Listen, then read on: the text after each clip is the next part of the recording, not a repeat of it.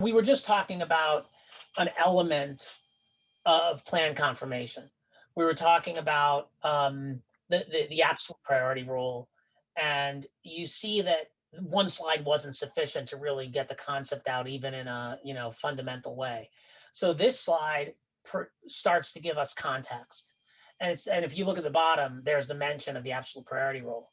So the concept is that if you want to confirm a plan, you got to look at a non-traditional, excuse me, a traditional Chapter 11 as opposed to a sub 5. Sub 5, you got to look at new code section 1191. Everyone else, every other debtor has to look at 1129. And 1129 delineates the test for confirmation. And a debtor can confirm a plan. And by the way, that's shorthand, because even though in the vast majority of situations, it's the debtor who files the plan, which makes the debtor the plan proponent, there are cases where the debtor is not the plan proponent and somebody else files a competing plan. That doesn't happen in sub 5. It cannot happen in sub 5. It's not allowed in sub 5. Another benefit of sub 5 from the debtor's perspective. But in traditional Chapter 11, while the debtor has exclusivity to file a plan for a period of time, at some point, if the debtor cannot file the plan, if the file can, pardon me, I get so excited I stumble on my words.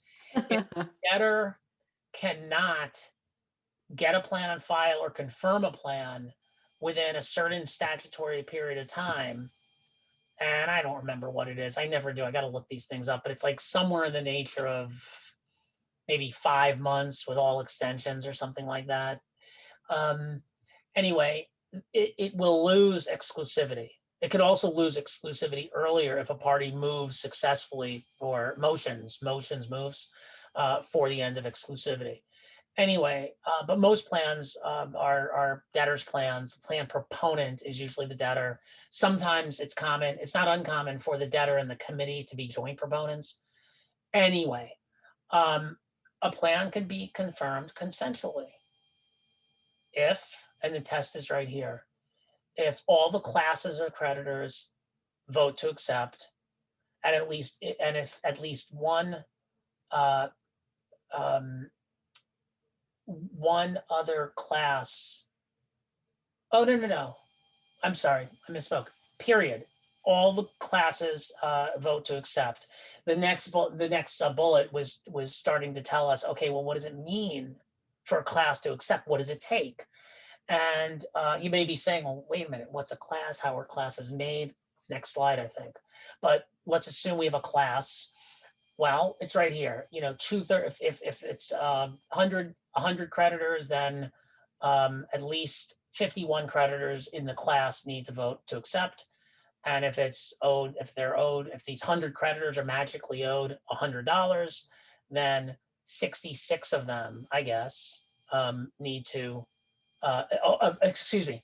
The 51 or more creditors holding at least 66% of the debt in that class have to vote yes. If that happens, then you're good. Now, you're not really technically good because 1129 has like a litany of, I don't know, probably more than a dozen specific requirements, but these are the driver. This is the driver. This is really where the action happens. Cram down happens when a class says no. A class votes no. And if a class votes no, you can still confirm your plan over the no vote if you satisfy this test, A and B. First of all, at least one class has to vote yes. So, by the way, the implication is true. You could have every class vote no except one, and it's still possible to confirm a plan. So at least one class has to vote, of paired creditors has to vote yes, and the plan has to be fair and equitable. And fair and equitable means that the absolute priority rule is satisfied, or there's an exception